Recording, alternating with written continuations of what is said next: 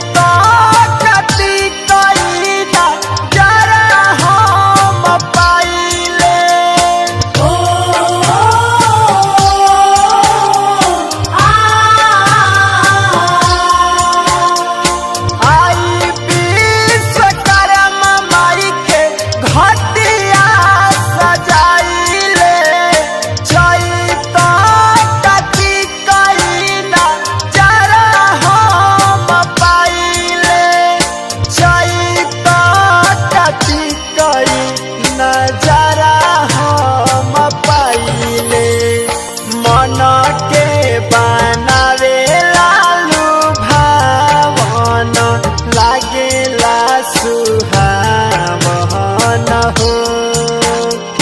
छठी माई के घाट बारी पावन लागेला सुहावन हो।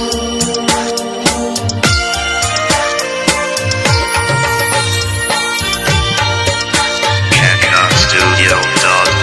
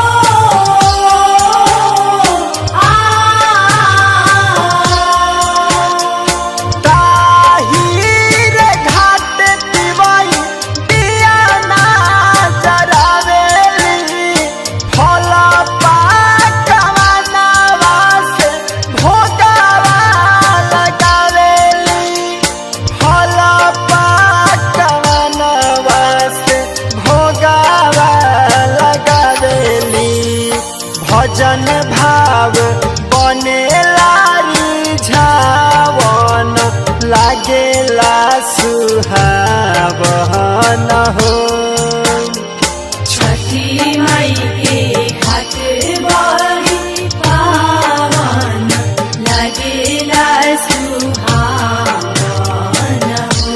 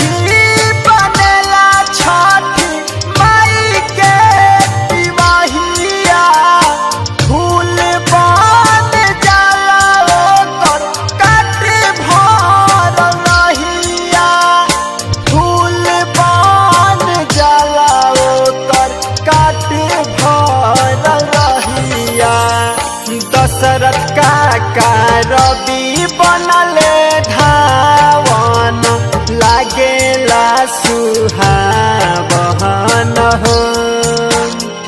छठी माई के घाट बड़ी पावन लागेला सुहावन हो। छठी माई के घाट बड़ी पावन लागेला